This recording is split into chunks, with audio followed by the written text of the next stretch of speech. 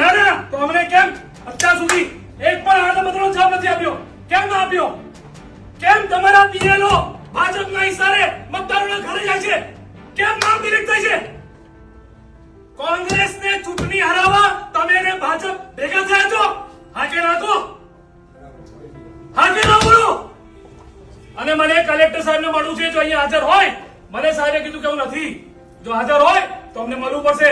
હું પોલીસના મિત્રોને કહું છું, કોંગ્રેસ પાર્ટી અમે શાંતિથી રજૂઆત કરીએ છીએ ગાંધીજીના માર્ગ પર કરીને, પણ એનો મતલબ એવું નહીં કે કોંગ્રેસ પાર્ટીને ગંભીરતાથી ના લે અને ભાજપના ઈશારે કામ કરે. ભાજપના નેતાઓ પગાર આપે છે, પ્રજા રૂપિયા, પ્રજા બિચારી પરસેવાના રૂપિયાની ટેક્સ ભરી ભરીને મરી ગઈ, ત્યારે તમે એસી કેબિનમાં બેઠા છો. આ પબ્લિક ટેક્સ ના ભરો, તમને શું મળશે? ખબર તમને પગાર કોને પૈસા મળે છે? એટલે તમે ભાજપ સાથે મેળાપીપણામાં વડોદરામાં 54,000 મતદારો ના નામ અને એવા નોટિસ આપી છે કે જે નોટિસનો મતલબ જ નથી.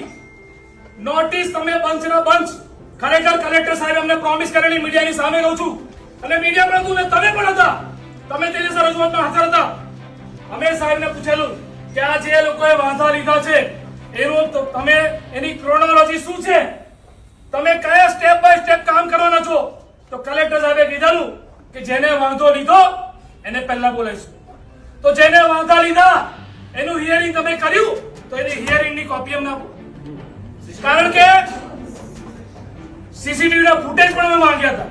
એટલા માટે માંગ્યા છે કે ભાઈ આ રાતોરાત આ ફોર્મ કોણ આપી ગયું? સીસીટીવી કેમેરા તો હોય ને. આ વડોદરા શહેરમાં એક બેયરની સામે નાનાની પત્રિકા બની હતી, ક્રાઇમ બ્રાન્ચ, પોલીસ બધા જ કામે લાગી ગયા.